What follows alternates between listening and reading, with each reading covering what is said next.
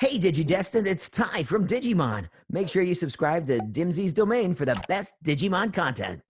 Hello and welcome to Dimsy's Domain. We have a very special guest today. Joshua Seth is simply the voice of a generation or generations to come as he takes on various household names and brings them to life. And one thing I can say is he's the voice of Tai. Tai from Digimon, as well as Tetsuo from Akira, just to name a few. But voice acting is only just a fringe of his many talents, and I'm sure we're going to get into them as we progress. So again, we're hosting it. So myself, Dimsy, as well as Shady, and welcome, Mr. Joshua Seth. Wow, what an intro. Thanks, guys. How are you doing over there? Nah, we're all good, we're all good. One goes a bit bonkers, you know, when I'm locked inside with a couple of little kids with boundless energy jumping off the walls and no other friends to like get that out with, only me. Yeah. Like bashing your head in. Exactly. So when you asked to do a podcast, I'm like, yes, please, I can kick them out of my office for a few minutes. That's the main reason I said yes. You are quite the extraordinary person, but you know, you had quite an unorthodox childhood from what I've read. So yeah. I'm gonna try to keep this. You are stalkers. You have done research.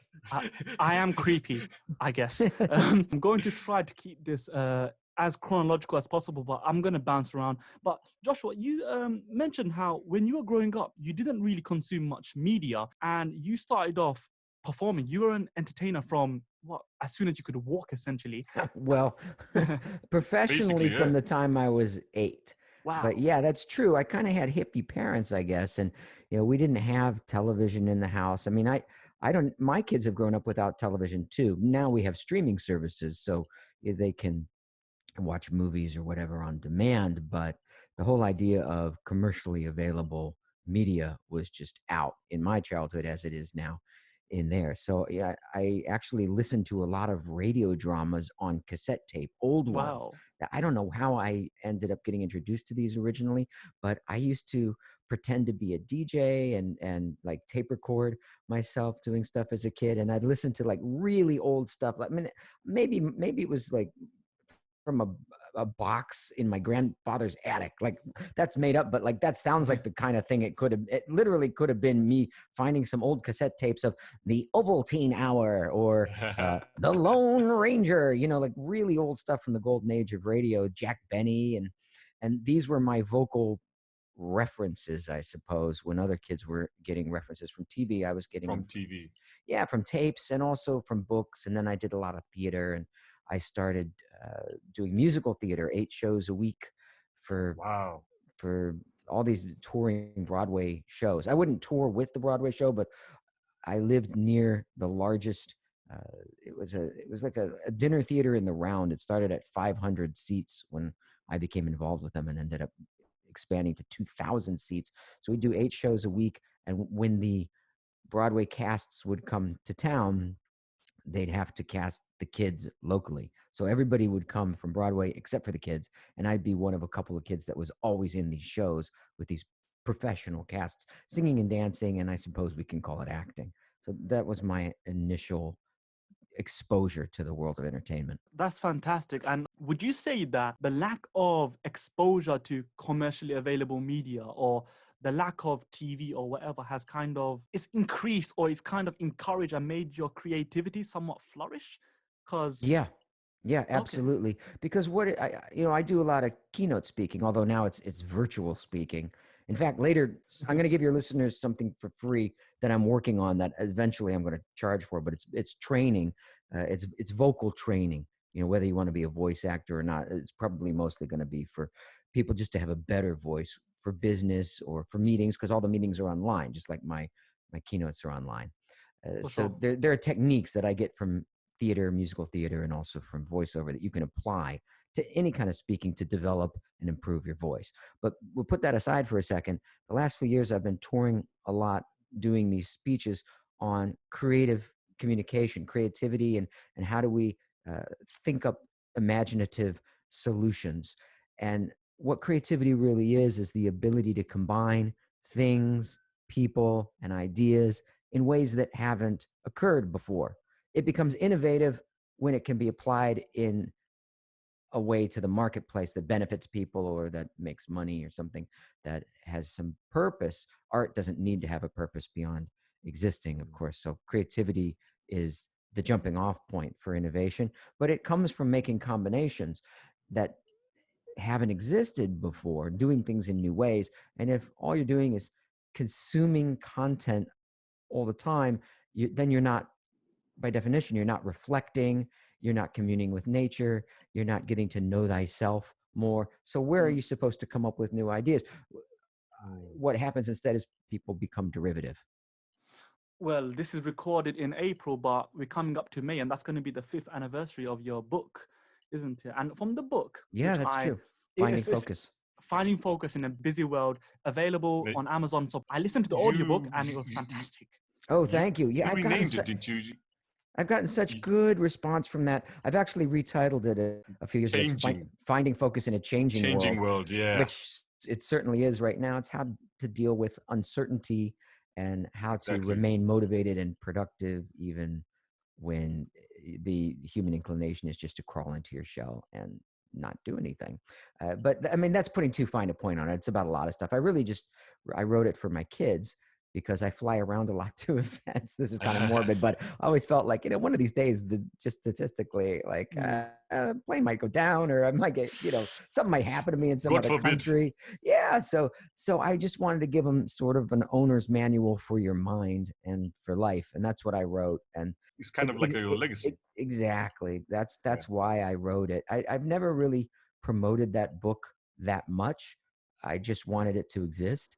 But that's going to change. We're going to promote we're going to promote the crap out of it today, because honestly, there's so much good stuff in it though, right? I did listen to it, and it's around 3 and a bit hours long if you listen to the audio. And let me tell you one thing, guys, everyone listening, it's really weird because it's like Tai is talking to you. And no, but some of the takeaways, and I don't want to go too detailed into the book itself, because I'm sure you're going to talk about certain amount of points throughout your speeches in the future, but you have a very, very interesting take on multitasking and just in general on how to block out things just to make you as productive and as focused as possible. And I think especially in a time when everyone is locked away or we are battling this health crisis, and it's just a really good way to focus and meditate and realign yourself, I would say. Yeah. Well, so the short version of what you're referring to in my book and audio is that there is no such thing as multitasking. What our minds are doing is switching quickly, like fast app switching on an iPad or an iOS device, that you have things running in the background that are taking up processing power, if you will, in our consciousness, but we can only focus on one thing at a time. So when we understand that, then we realize that what we call multitasking is really just doing a lot of things poorly, and that you get a lot more done and you do it a lot better if you just focus on one task until completion and then take a break. I have a whole section in there about why breaks are important. I think I wrote that music would not exist without the spaces between the notes. There would just be noise. So you have to take breaks in between different projects. Finalize your work, do it to completion, make sure that it actually exists, and then step away. Change your focal point, go take a walk, go look out the window, go clear your mind, exercise, make a meal, something different, and then come back to the next thing that we call productive. And when you do that, it keeps the energy flowing and it keeps you sharp, it keeps the work good. Hey, I'm even teaching this to my kids. A few weeks ago when we started lockdown, they were very resistant to this idea of focused work and then scheduled breaks. That's called Pomodoro technique. I wrote another chapter on that. And now about a month into it, they're doing these timers themselves, and they have been doing all their 5 days of work in about 3.5 days.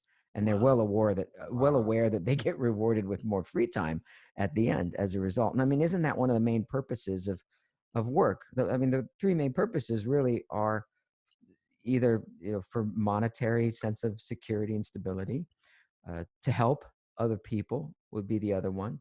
And then so that we have time freedom. And the more efficiently and productively you're able to work without exhausting yourself or making yourself sick in the process, then the more you can enjoy that free time. That's why this is important.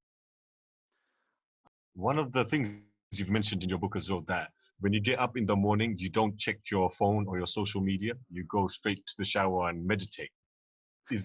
Are there any other techniques that we Yeah, can do? I have to say, I haven't been 100% on that since the Okay. COVID-19 has Since started.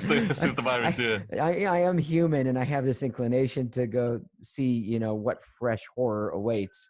But what, what new nightmare am I waking up into this morning? Although I do know better. Yeah, there's something called the golden 20 minutes. The first 20 minutes of your day and the last 20 minutes of your day are a naturally meditative state. Now, by the way, how do I know any of this stuff? It's because when I left Hollywood to go out on the road, it was initially to do live shows, and they morphed into doing more keynote speeches. But I've done thousands of live shows as a mentalist and a hypnotist.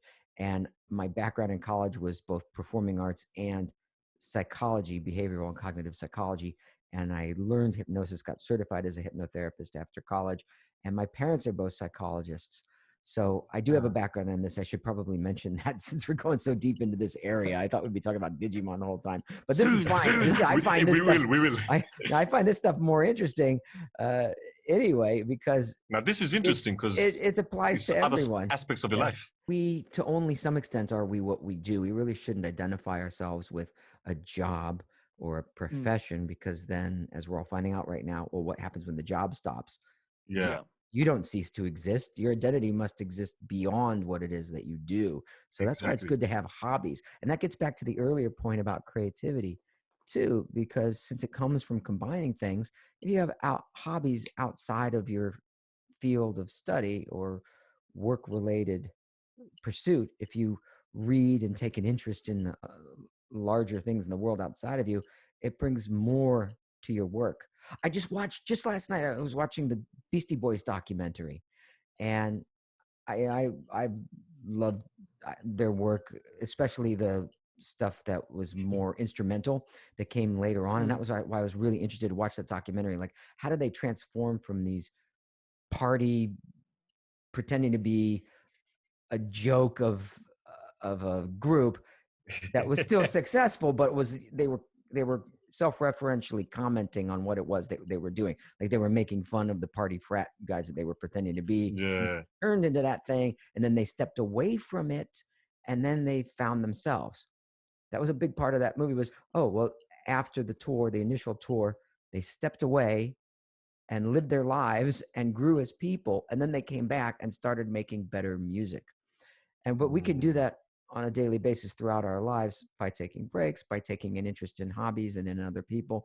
And as you were pointing out earlier, by meditating or taking some time for ourselves initially in the morning and right before we go to sleep at night, not immediately going into the virtual world in our phones.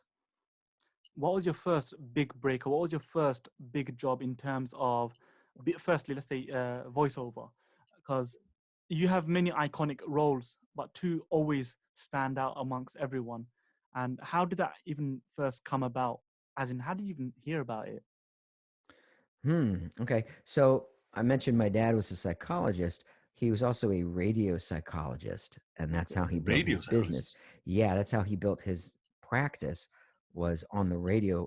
People would call in, talk radio, and say, what problem they were having, and he would address that on the air. And then, of course, people would call and come in for private consultations. So occasionally I'd go and see him at the radio station when I was in high school. And when I went to college, I went to NYU. New York University has a excellent performing arts program called Tisch School of the Arts. So that's where I went to film, TV, and radio school there. And they had a radio station, WNYU, New York City, 50,000 watts, going out to 3 states. And so I got myself a radio show, and that's how I found out about voiceovers and radio. And I was screwing around a lot in the station because it's college radio, and it was late at night when I had my slot. And so I would prank call myself. There was a comedian a long time ago called Jonathan Winters, and he was an influence on Robin Williams. And he used to pretend to prank call himself or harass himself, essentially, in his comedy. And I was basically doing that on the radio. I'd call in and go, "Yeah, hello, young man. You play klezmer music? No, ma'am, this is a college radio station. But the young people need to know about the klezmer." And Oh, and that's so amazing. I would do a bunch of voices, silly, but I want to hear some country music. Anyway, I had a radio show, and I didn't really think anybody was listening. So I had great tape when I graduated from college. I had this reel of hundreds of voices that I had done. I sent it off to a Hollywood agent, and I got an agent. And a week later, after graduation, I just moved out to LA, thinking, oh, I have an agent, I will be successful now. Of course, that's not how it works. And Yeah, life can be quite it difficult. took a while. Yeah. And then eventually I started getting cast in roles. Actually, initially it was commercials. My first voiceover gig was for Disneyland. Mom, Dad, can we go to Disneyland? Sounded just like that. Off and running. But the through line of it is musical theater as a kid, but at a professional level where it was demanding and I had to learn to do it well. And also get a work ethic because people were paying tickets and I was getting paid, and they were, professional performers in the rest of the cast. So when you're a kid and you're held to that standard, you learn fast. So that was the genesis of my education. And then on the radio in college. And then after all of that training and experience, then I went to Hollywood. And even then, it still took years before I was on a hit show. Did you notice a drastic change between your personal work ethic or your personal mentality growing up as a child entertainer compared to other people at your age during that time?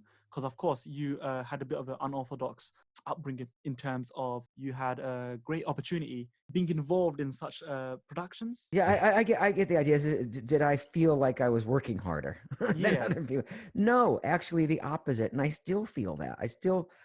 I mean, I would never call myself lazy, but I don't spend a lot of time working each day. And I don't feel that I've ever spent a day working, yet I do productive things every day. It's just very targeted.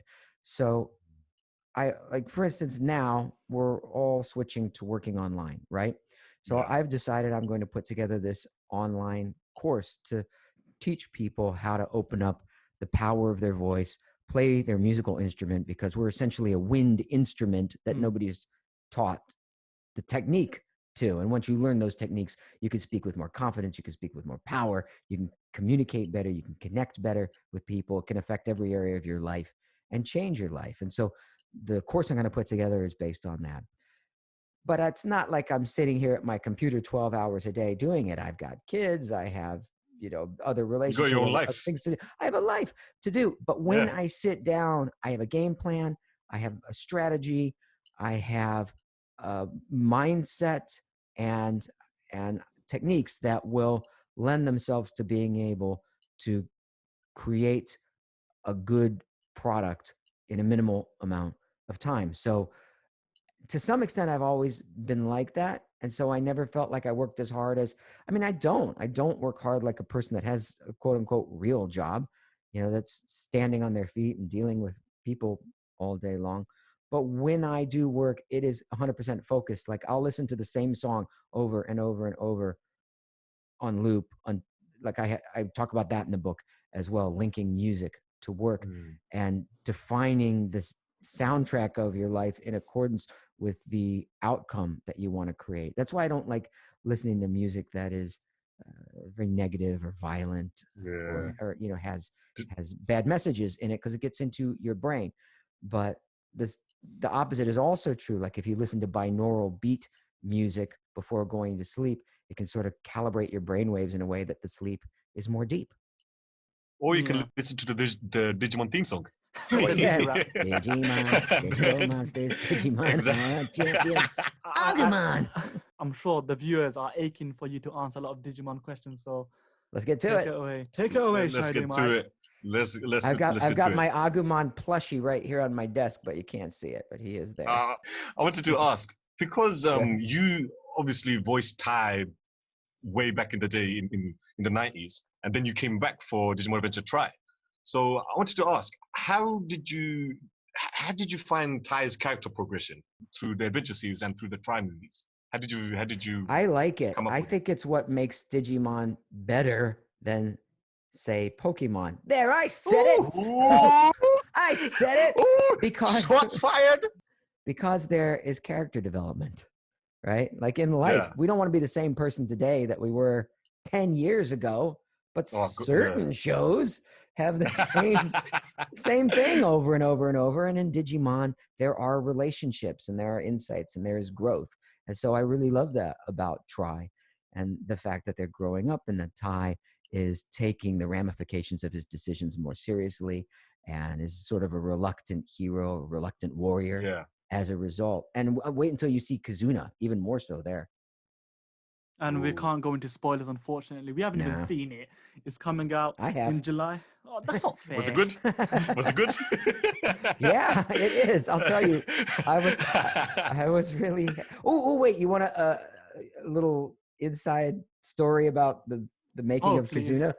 Please, Yeah, please. go for it, please, please. So, when I was supposed to finish up the recording for this movie, it basically it wouldn't have happened because of the lockdown, and just the way that the timing worked out. I'm watching and seeing the progression of this coronavirus around the world, and because I fly a lot to go to these events, or I did, I was really aware of it. I mean, it's in America, it really came into consciousness because of cruise ships, princess cruise ships, and I had actually headlined a princess cruise ship in Oh, January of this year. I've been wow. on those two ships that got it bad. I have spent weeks and weeks on those ships over the years because I would fly in, I would do my stage show, my mind reading illusion show, and then fly out from some other country. So a lot of Americans, we're a big country and we're isolated from a lot of the rest of the world, so they tend not to notice things here unless it directly impacts our country. But when you're in my Of course. profession and you are actually traveling all over the world, you're sort of more attuned to things like this. So I noticed before it became big news here that this is happening. And when the princess ships were denied entry into the country, I thought, oh man, it's not going to be long until they start shutting down flights and shutting down cities the way they did in Wuhan. And I immediately contacted the head of the studio that records Digimon and said, you know what? I know I'm supposed to come in at the end of March. That was when I was supposed to record this. I was supposed to fly to Los Angeles at the end of March to record Kizuna. There's no way I would have done it. Here's what I said. There's no way I would have been able to do it because they had already closed Los Angeles, shut down the studios, shut down a lot of flights by then. But of course, this is a month. No, actually, it was like 6 weeks earlier when I saw this. I texted the studio and I said, hey, if you guys can clear space for me to record, I will get on an airplane first thing tomorrow morning. I'm just going to fly out to LA immediately because I don't want to get recast. I don't want the film to not be finished, and I don't want them to just cast me with somebody else pretending to be my voice. Yeah. I want to complete this legacy that we have created over the past 20 years. And I feel like if I don't do it immediately, it might not be possible to get out there, or I might get stuck out there. That was my other concern. I might fly out there, do the recording, and then somehow be stuck with no way to get home because I live 3,000 miles away now. So luckily they said yes. And 7 a.m. the next morning, I'm at the airport and I flew to Los Angeles and I checked myself into a hotel and I went out to have some dinner, and it was a ghost town. There were no restaurants open, no stores open. I walked all the way in beautiful downtown Burbank, which is basically one long street from where a couple of hotels are to a big mall with lots of restaurants in between. all that way. Everything was shut. I come back to the hotel and say, "What's the deal? I don't understand what's happening here. This is Oh like my God. I'm inside of like some Will Smith zombie movie where he's Yeah, walking down the yeah. street and there's nobody around." Yeah. And they said, I'm "Oh, Legend. yeah, right. That I Am Legend." It was like being an I Am Yeah. Legend. And they go, "Well, Eric Garcetti just shut the city down today." So Oh, I was able to get in the studio the next day to finish the recording, and then I flew back. I don't think I was even in LA for 48 hours, and flew out, Wow. and we were able to finish Kizuna, and that is how ah, That's an adventure in ah. itself, isn't it? it really was. Yeah, it was took a sort of calculated risk, and then of course I was concerned for the next couple of weeks that I would develop symptoms because I had Of just course, yeah. flown on Mm. commercial airplanes and been in Los Angeles while this is all going on. But I thought, I'm healthy and I'm already quarantining here anyway, so I won't affect anybody else, and it's a risk I'm willing to Y- take. But although I will say I calculated that aspect of the risk kind of on the flight back, because on the Ah, way out, this is just stuff that I was thinking, nothing had been shut down. But by the time I'm flying back, and I had just experienced for the first time an American city of such size being shut down. Now we're accustomed to this, but that was the first day, and that was the first city. I had no idea that it would happen. I just suspected that if I didn't move quickly, it might throw the production into question. So luckily, it all worked out for the best, and here we are. It's going to be released.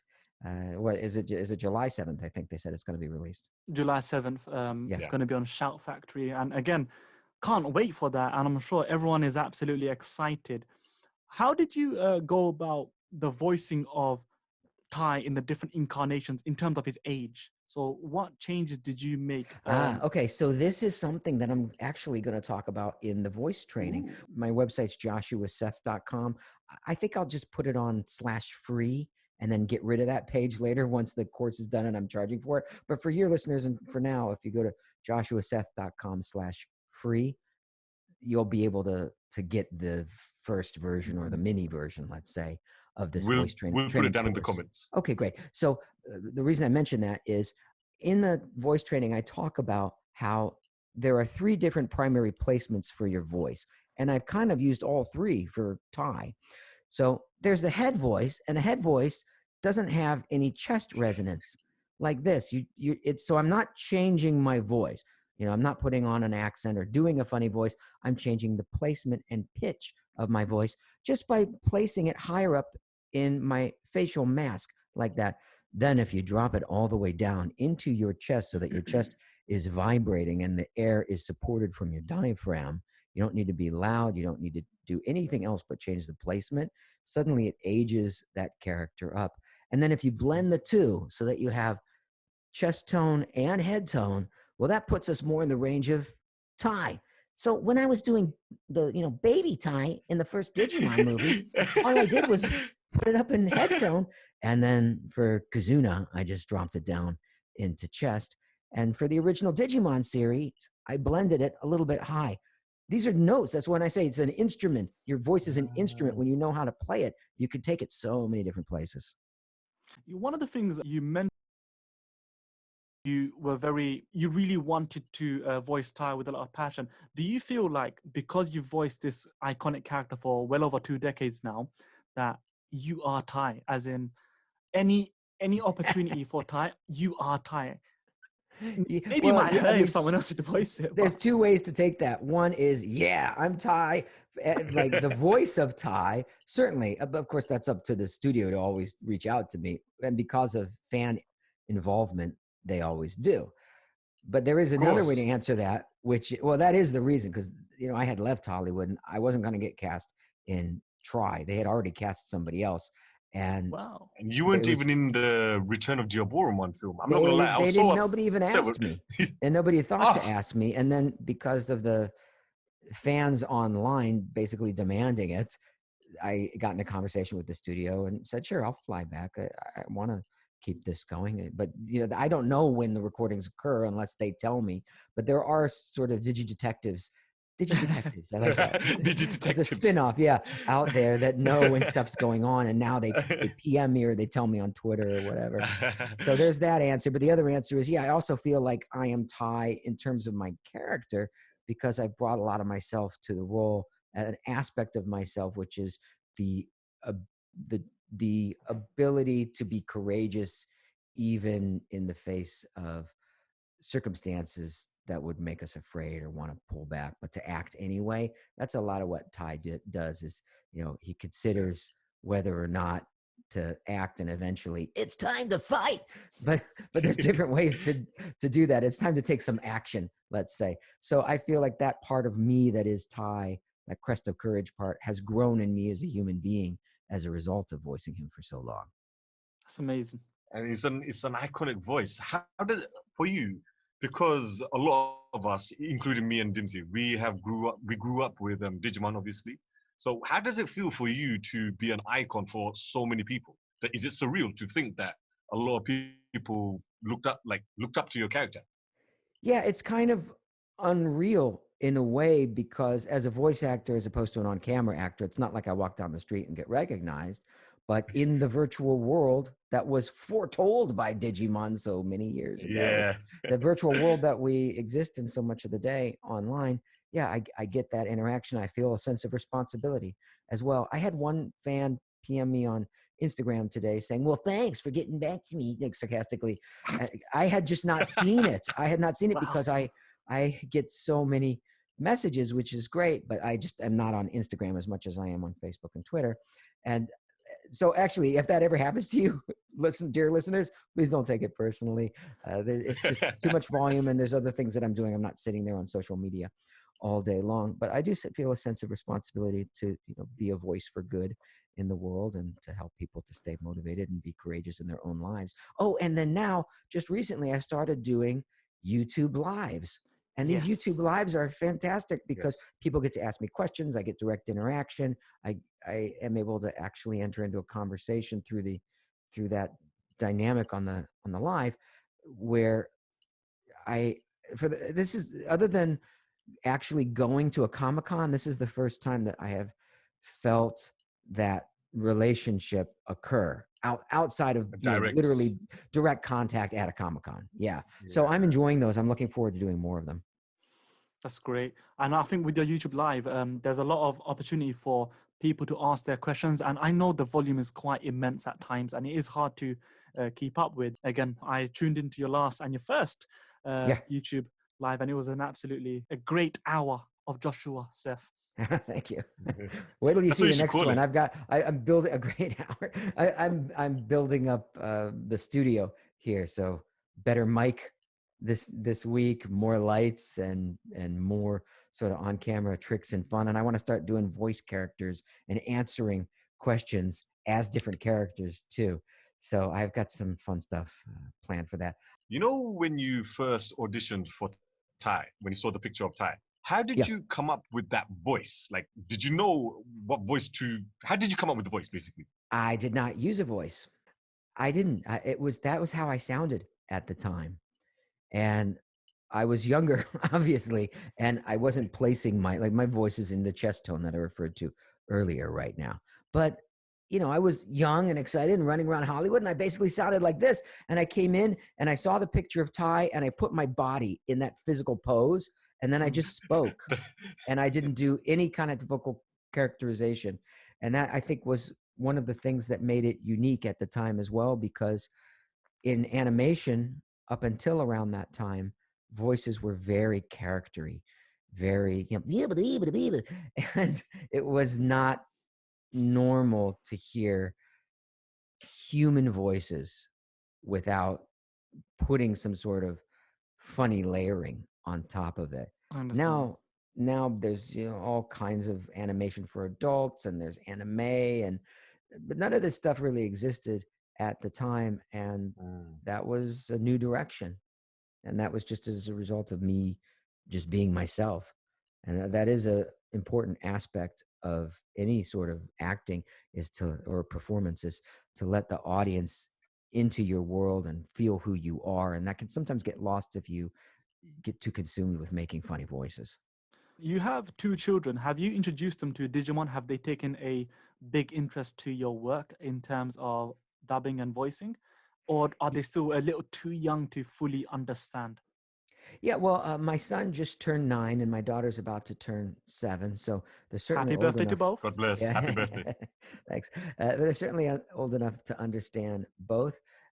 Like me, they don't consume a lot of media. I don't want that in the house. I want them to take an interest in making music and reading and doing Legos and riding bicycles and other stuff. There'll be time enough for consuming media later on. I Yeah. mean, I make it sound like they don't consume any.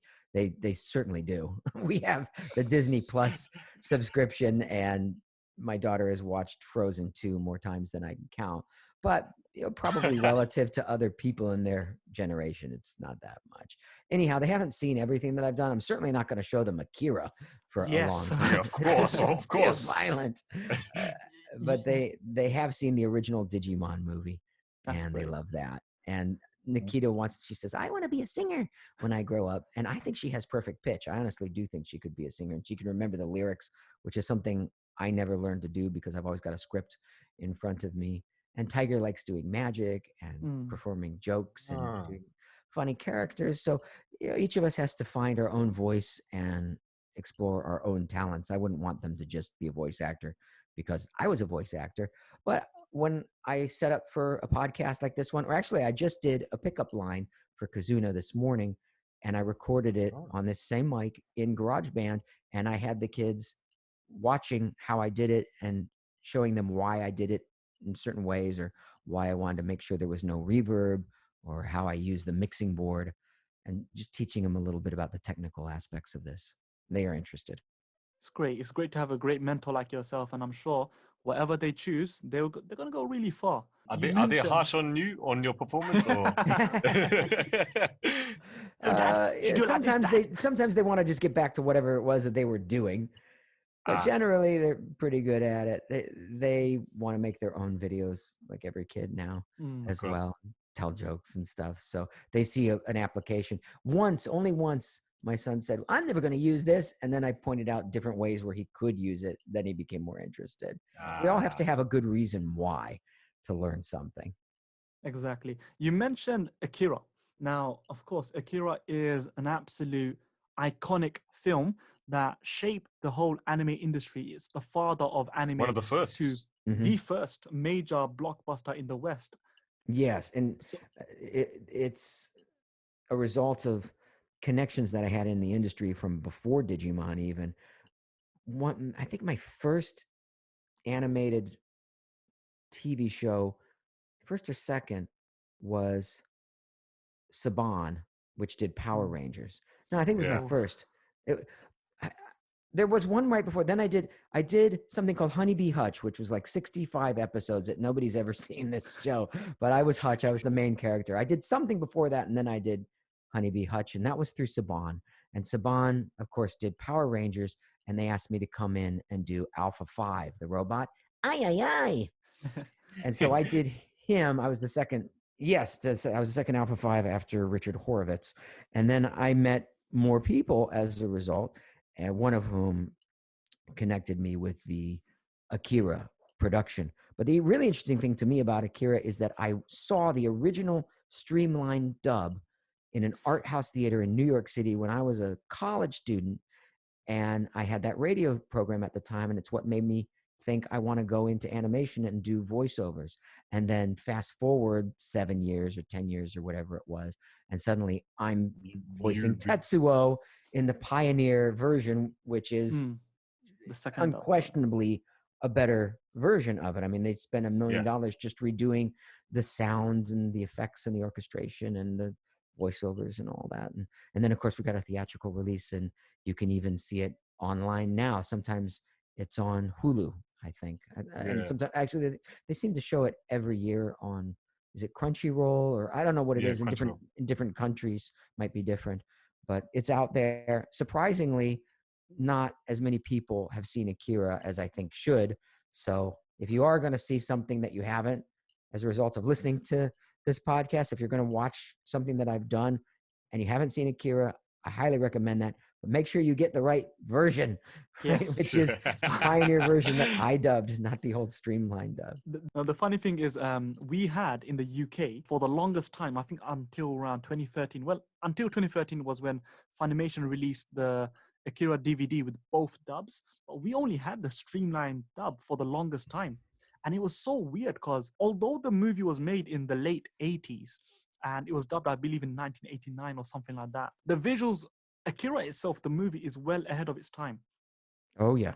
And I Yeah. think that in terms of when they redubbed it through the Pioneer dub, goodness, did you bring that character to life? And the tonal change, because it's a very dark and also very violent. It's as if that the world has gone to shit. Just your portrayal of Tetsuo was fantastic. Voice acting is acting. It's acting. It's more intense because you can't portray it through all your other senses and your body language. You're limited to just your voice. But to really make an impression and really make a connection, it's also acting and should feel real to the person that's doing it. So that, I think, is why my version sounds the way it does, because I was inhabiting the character and feeling those feelings as I was delivering those lines. What would you say is the differences in difficulty for yourself personally when voicing a anime, voicing a commercial, and voicing a audiobook? What would you find more difficult, or what would you find more fun? Well, taking logistics out of the equation, voicing animation where there is some sort of a story that I can get into, that would be number one. But if there's not a story, if it's just me doing lines, like I've done a bunch of video games, and it's like I think I was Legolas and Gimli in the Lord of the Rings video games. On my ox, that would be Gimli right there. But all I'm doing is delivering lines. There's nothing else going on. So I want something to happen. Like Wolf's Rain. I did Hige in Wolf's Rain. I voiced Hige. And that is a Shakespearean drama in terms of its form and its progression. I mean, obviously it's not Shakespeare, but in terms of where things go in that, without any spoilers. That's what I would prefer. Reading a book, it can get a bit long. What changed from after you chose? What made you retire from voice acting, and what made you come back? Well, I retired. Well, obviously, I didn't really retire because I'm still doing Digimon, but I retired to the extent that I left Los Angeles because I had these two parallel careers that had been growing for years. My live performing career with the stage show, with doing the mentalism and magic and hypnosis. And that had really started to take off, and I had opportunities to tour, but I couldn't leave Los Angeles because I was recording. And then the other one was the voiceovers. And I felt like, you know what? I've already done Los Angeles. I've already done Hollywood and the voiceover world. I want to explore and see what it's like to be on the road. And if I don't like it, I can always come back. And I just never came back. It's the same reason I left I left New York City after college and went to Los Angeles. I could have done voiceovers in New York, but I thought, well, I've already done New York City. I've never been to Hollywood. I'll move there, see what that Just is that like. inner explorer in you. Yeah, I think we all should keep that curiosity alive. There's a lot of people and experiences and places in the world, and they're all interesting. And ultimately, wherever you go, there you are. And that is true. However, as a result of exposing yourself to more people, places, and ideas, the person that you are in all those places changes and evolves as well. And I didn't just 10 years later want to be sitting in a recording studio, the same person. Exactly. You mentioned that you were a magician and a hypnotist and a mentalist as well. For our viewers, some of them might not know what's the difference between a mentalist and a magician. Do you want to just go on, clarify what's the difference is? Sure. A magician does sleight of hand. A mentalist does sleight of mind. That's it. There's no physical tricks with your hands with cards and coins and things. It's tricks with your brain and with consciousness and perception and changing what people perceive is possible with memory techniques and reading people and making predictions. And I mean, some of it's BS, some of it is obviously tricks, like in magic. but it's not psychic either. It's just a lot of mental work to be able to do it, to memorize things and do rapid mathematical calculations and It's like an read awakening people. of the brain. A lot of it has to do with active listening. It's some of this is the stuff that I talk about in the speech and communication too. It's sort of communicating on a deeper level, and it gets better the more that you do it. Now, I can't say that all mentalists approach it that way. Some of it approach it more as mind reading magic tricks, but that's Mm. not the way that I ever went. There are TV shows like Lie to The Me Mentalist. and The Mentalist and Mind Did Games. you watch it? A little bit, enough to know that he's doing forensic mentalism, so that he's Ah, perceiving things that escape the consciousness of most people. And that's really what the show is built around, is that kind of mentalism. Sort of like what Sherlock Holmes did too, right? Yeah. Being a yeah. detective and perceiving things and communicating on a subliminal level. So, as a mentalist, you are traveling the world. Do you have any funny airport stories? um, And there's going to be a follow-up question. Do you have any funny hotel stories? Yeah, well, Yeah. the hotel stories tend not to be funny. They're always me coming back after doing an event and the restaurant is shut down and the city is Ah, everything's closed because it's like midnight or 1 o'clock in the morning, and eating dinner out of a vending machine. So that's the ah. recurring story in all the hotels. But the airport stories, yeah, I flew with a lady who shall remain nameless all the way to Italy, Of to course. Civicevecchia, to do Ah. a show, and we were assured that we didn't need a visa, and Uh, we flew overnight, got all Ah. the way there, and we didn't need a normal visa, we needed a Shenshin visa, and they held us there for a long time, and for some reason they let me through and didn't let her through, and I was Oh no. contracted to do this event. It's not like I could go back, so I had to go through it to the show. Oh And she no. was put on the next plane back to America. That was the worst. You asked for funny Oh. stories, and I'm giving you the worst stories. no.